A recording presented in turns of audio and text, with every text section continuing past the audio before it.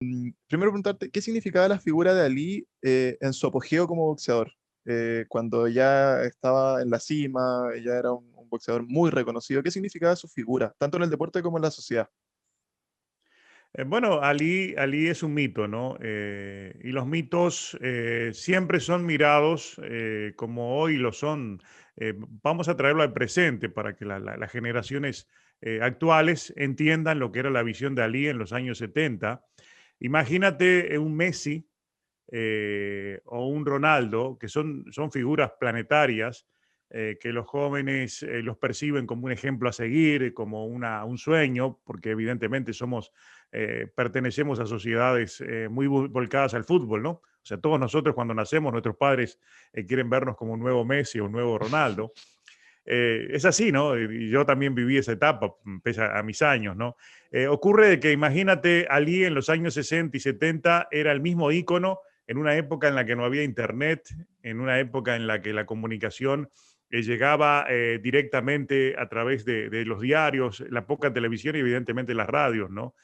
Y el receptor, el que seguía aquellos mitos, no tenía la posibilidad de vivir su vida, de compartirla como hoy en las redes sociales. Entonces se fabricaba un relato, ¿no? Entonces, la historia de Ali también tiene mucho de fabricación basado en que él creó una nueva forma de vender una imagen, ¿no? Él fue muy inteligente, fue un hombre hay una definición que lo define como inteligente, carismático y despiadado, porque realmente él construyó un producto de sí mismo y lo logró vender como hoy se vende a Messi, pero en una época donde no había forma de ver otra cosa. Era lo que te mostraban y te daban. Entonces imagínate, ¿no? Lo que significó Ali, ¿no? Pero además hay otra cosa. Coincidió el apogeo de Ali con un momento clave aquí en los Estados Unidos, que fue, por ejemplo, el final de la guerra de Vietnam, el proceso ese que fue muy doloroso para Estados Unidos y que en una guerra que en teoría Estados Unidos perdió. Y como terminó Estados Unidos esa guerra, la figura de Ali se agigantó porque en el año 67 él se negó a ir a esa guerra.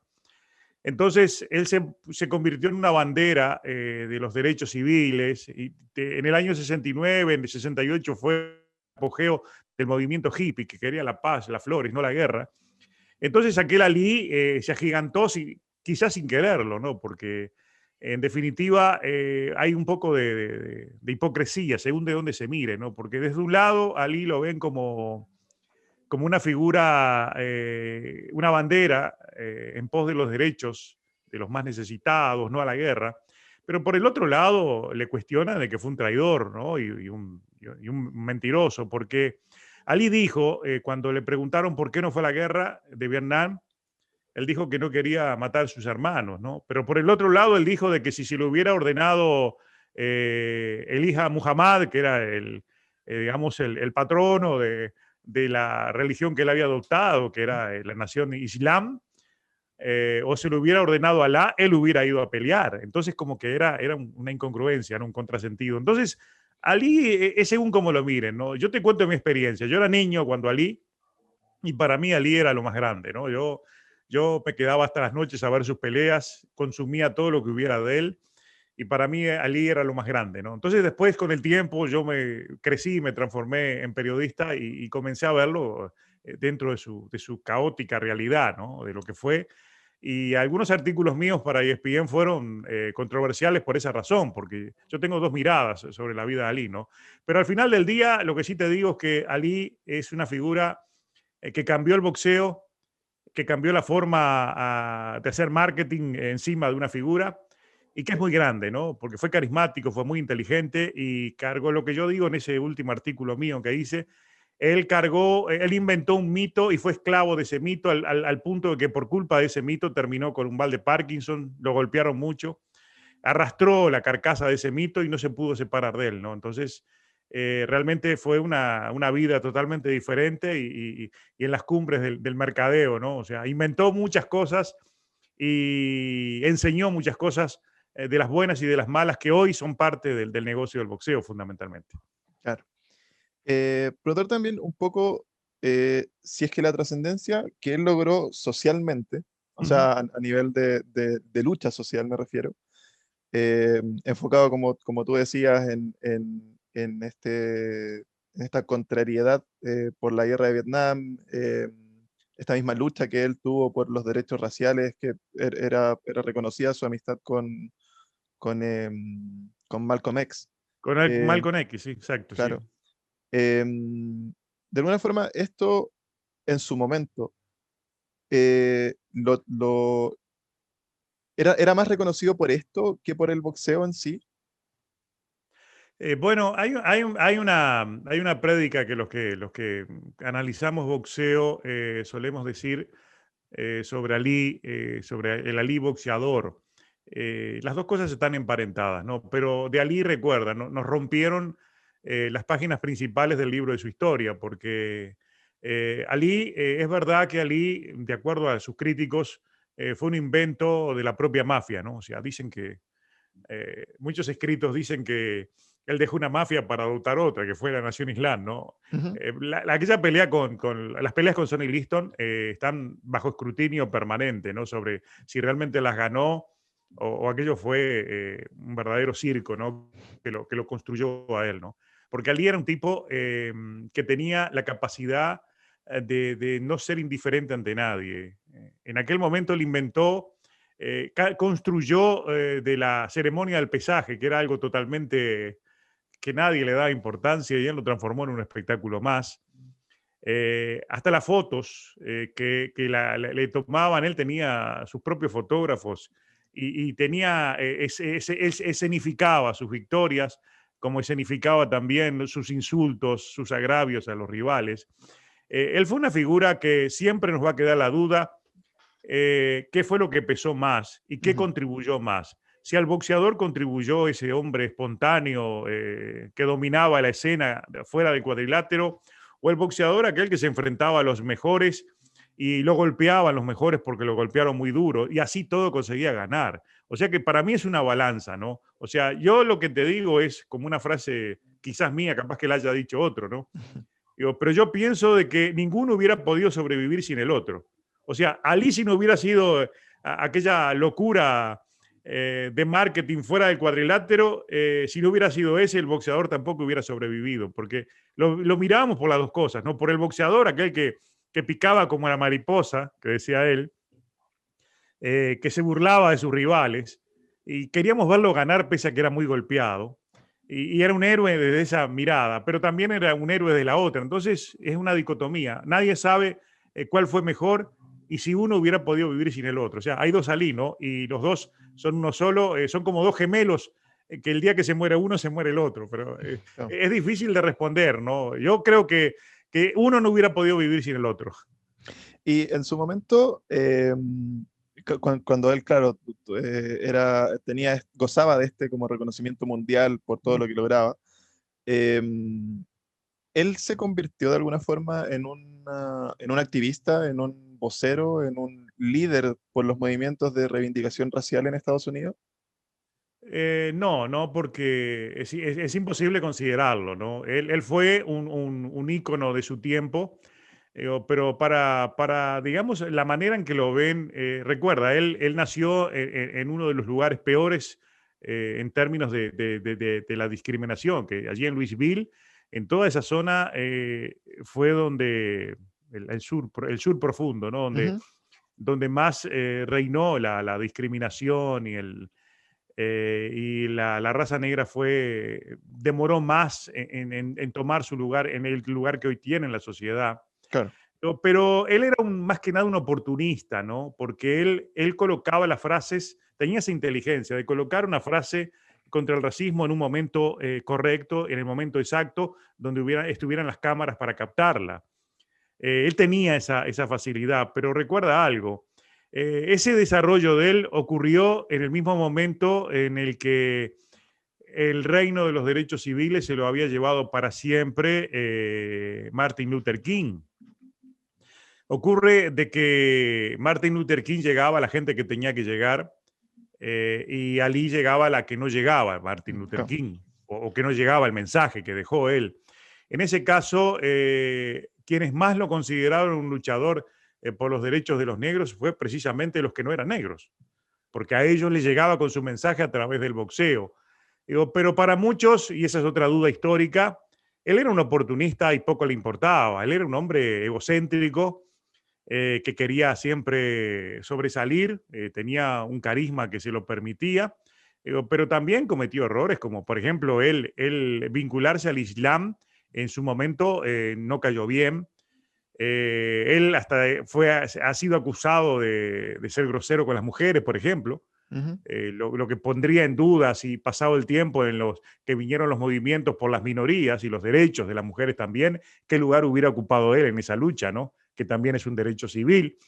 Entonces, todo lo que reina alrededor de Ali es más duda que certeza, desde esa mirada, ¿no? De si realmente luchó por los derechos civiles, porque como todo él lo inventaba en el momento y fabricaba frases, o sea, perdón, imagínate los líderes populistas del presente, ¿no? O sea, que aquellos que regalan un techo y tratan de que lo regalan en el momento que esté una Que están las cámara. cámaras.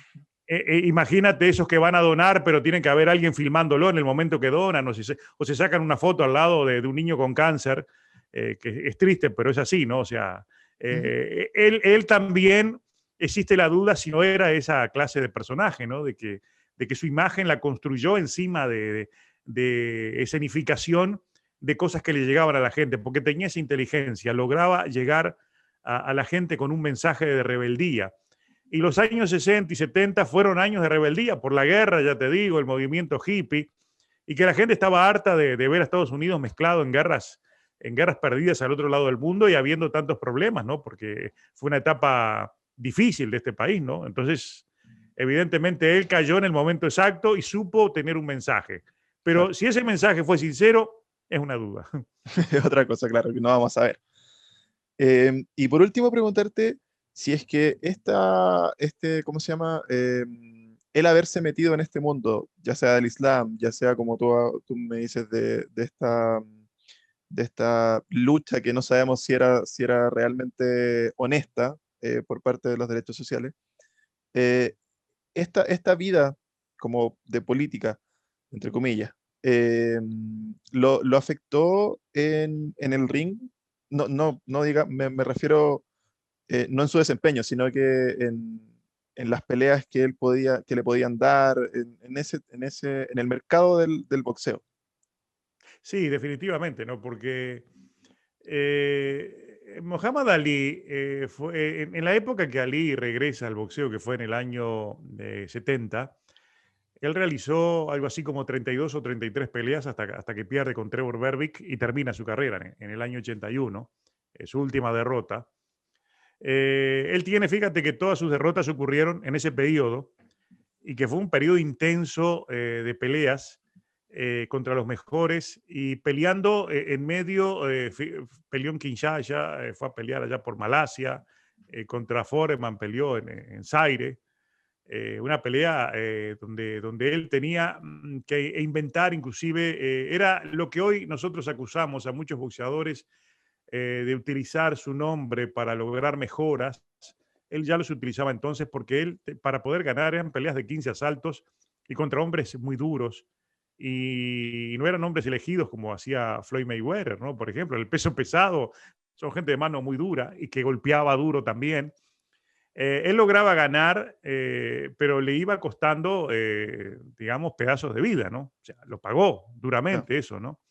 Entonces, como yo lo decía en ese artículo que comentábamos fuera de cámara, él cargó la carcasa del mito y ese mito lo usaba para muchas cosas, lo usaba para la política, por ejemplo, porque él con el tema del Islam era esclavo de esas convicciones que él adoptó en algún momento y tenía que utilizarla para esa propaganda. Entonces, el que hace política vive esclavo a la difusión de su ideología y necesariamente eso lo afectó en el boxeo, sí, porque hay peleas, perdón, que él afrontó sin tener la posibilidad de vencerlas, como Frazier, por ejemplo, ¿no? Eran hombres que llegaban a golpearlo porque sabían que golpearlo a él era la gloria y era el dinero. Entonces todo eso le costó mucho a él y lo afectó, evidentemente, porque yo repito, Ali fue un gran boxeador, pero no fue el mejor. Fue el más grande por lo que significó para el boxeo, porque creó una forma de vender este deporte Pero este deporte lo mató, o sea, lo enfermó y fue la causa de su mal de Parkinson, ¿no? Entonces, necesariamente sí, lo afectó y mucho el boxeo, pero él está por encima, la figura de él está por encima de eso por lo que significa para el negocio, para la industria del boxeo. Claro. Y eso es lo que yo le adjudico el mayor valor a Ali, ¿no? Independiente de que todos lo honramos como nuestro ídolo. Pues yo al boxeo, me enamoré del boxeo por Ali, Ujú. desde niño. Como hoy quizás hay muchos niños que se enamoran del fútbol por Messi. eh, en aquel momento a mí me pasaba eso, ¿no? Y me vinculé directamente al boxeo por él. Pero él no fue el boxeador aquel, digamos, el Superman del boxeo que podía vencer a todos. No, él iba perdiendo aunque ganara, ¿no?